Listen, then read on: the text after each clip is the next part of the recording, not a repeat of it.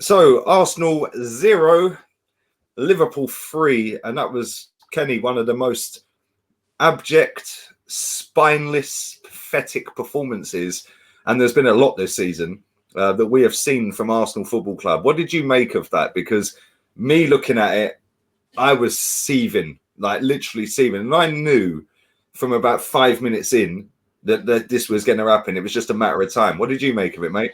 Well, the thing about it is that because we had the 4 players out through sickness and injury, that was a really made excuse to put that performance in. And I think what some of these players do is trying to fool the fans, but the fans weren't fooled today. Every fan I've spoken to, family members, friends, people from social media, it's universal disgust, disappointment, and general anger at that performance, because you can't fool the fans. Some of those players who've come in are putting really good performances and taking their chances. So you can't use the fact that no Saka, no David Luiz, no Xhaka, and no Smith Rowe.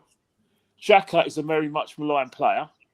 Saka was tiring before the end anyway. David Luiz defies opinion, and Smith Rowe's just coming to the side. So you can't use that as an excuse. The fact, and you can't use the excuse that Liverpool, that Arsenal had this big game against Slavia Prague, and that it's a be all and end all. Well, what about Liverpool? They've still got outside chance of top 4 football, but they got Real Madrid. You would have thought that they were the ones who were going to take their foot on the gas, but it was never the case, was it? In that game, it was mad because he's put Rob Holding back in the team at centre back after people would say he's upturning form, and then we dropped him, and he ain't been seen for weeks, and he's back in. Somebody said to me in the chat on the watch along, they would have been better off putting Cedric at right back and Chambers at centre back. Yeah, and I kind of go along them lines as well. But when you look at them 2 centre backs today, and a lot of people have put Gabriel on a pedestal this season. Yes, yeah, it was shocking today, and Holding. But I think the thing is about the whole situation is that they were getting away with it, because the first half Liverpool were pressing, but they took too many touches in the last third. The best chances they had were half chances. The cross by Mane, where it goes behind Firmino. The shot by where I think Fabinho had the shot. Fabinho, yeah. And then had one as well. Yeah, and Firmino had a shot, and then Milner had a shot. So there was a warning signs. And then what was happening now? By going in 0-0, you would have thought the manager was going to give them a bomb up their arse, and it kind of happened. But the problem is that because Liverpool was such on the front foot, all it needed was a fine tweaking for them to go a little bit more direct. As soon as they brought in, said, right, look, Arsenal not hurting us, not getting behind us, of any such. Aubameyang's not getting behind us. Lacazette is holding the ball up, but we can't play in a counter attack.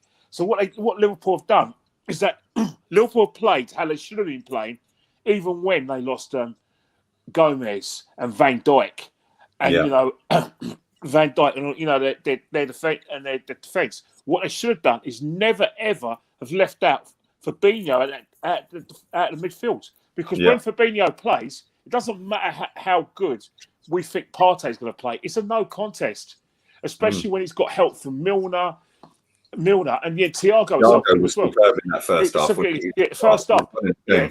A spare man. So what's happened is that as soon as they got the extra man on and got a bit more direct, as soon as they got the first goal, that was it. It was over. Yeah. Game over. Great cross. And the thing about it is that they're very clever as well, because they managed to get Cedric away from the danger area and put Aubameyang on Alexander-Arnold. As soon as Aubameyang's there, all Alexander-Arnold has to do, he doesn't have to beat him, because Aubameyang could do it for pace. He just crosses it. Aubameyang doesn't know where it is. And the thing that killed me, once again, like Man City, a small striker gets in between 2 6-footers. Yeah. Chambers and Holding. I was going mad on that because Kenny, you've got Rob Holding, who's jumped too early because he's misread it, and then you've got Callum Chambers behind him, who can see the whole picture but was ball watching, and you've got that smaller guy out, and they'd only just come on, and you're like, you're taking a mick. And then the goalkeeper, people tell me this goalkeeper is a good goalkeeper. Why was he trying to punch it? Well, what I don't understand is the goalkeeper got it all wrong. Well, first and foremost, as soon as Diogo came on, Jota came on, he was pressing and he said, right, he changed the tempo. But the goalkeeper, what a lot of goalkeepers make the mistake and why they get beaten by headers, by crosses, is because they stand like this. They crouch. The minute you crouch and the ball goes in, you haven't got time to jump up. Yeah. If you stand, then you could tip it over. All right. Even if it's going powerful, you've got a chance. But the minute you crouch and then you jump up, it's too late, especially when it was going in that race. And then you look at our defenders. Now, when Liverpool were on the front foot, yes, they were on the back foot, but they weren't struggling because Liverpool weren't hurting them. The minute Fabinho puts that pass in, and Gabriel lets the ball bounce, he's had it. He's had it. There's nothing you could do because you should never let the ball bounce when it goes behind you. What you have to do is head it or try and get something on it. The minute Salah gets in front of you and you get that penalty area, all Salah has to do is you make the first move. Gabriel makes a mess of it, and Salah would, he's scared to tackle me. Second phase, gets the ball, and Leno again, not thinking again. Leno had the angles covered. All you got to do is cross your legs. He doesn't cross his legs. Disaster. And then the third goal, Gabriel again, the risk and reward football we play, again, he's giving the ball up. But then again, Liverpool gamble. They get enough players in the box and make sure that Mane and Jota are reacting. We might have had more players in there, but if you don't react in that box... Yeah, and they were more alert and switched on. And El Neni, I mean, I don't know what El Neni was doing, bruv. But it's in the way. Yeah, but at the end of the day, he's an easy target. You've got to look at the situation now, and you've got to start... Yeah, Gabriel, I don't know, the pass, sorry to cut you off, the pass that Gabriel put out to Cedric was nowhere near him. Literally nowhere near him. It's like, you've just hit that off your strong foot. Was it a miss kick? It didn't look like it bobbled. Yeah, I don't get it. But then after that, you have to be switched on. For me personally, I thought he was shocking tonight, Gabriel. Right, but I want to very quickly talk about the captain, right, before we wrap this up. What captain? What captain? What captain? I shouldn't laugh, but you're right. What captain? What captain? Where was he tonight? Again, we've seen him all over social media this week, hyping up about his new haircut. Which, listen. He's a younger guy, younger than both of us. He can do what he wants. Don't go out there and put a 0 out of 10 in, mate, and disappear for 80 minutes. Well, so that's the situation, right? It's just that because we know we need him. We need to get to Europa League final and win it because he's a goal threat and because he can score goals and he's the best finisher at the football club. You put up with it. You put up with it. And the problem is we're going to have to put up with this garbage to the rest of the season, and then we make a decision. And we know, and decisions have to be made on on the prototype of play you want for this football club. And you've got to look at how modern centre forwards are playing, and you have to ask: can we carry this guy any longer? Because there's no injuries. No, you know what I mean.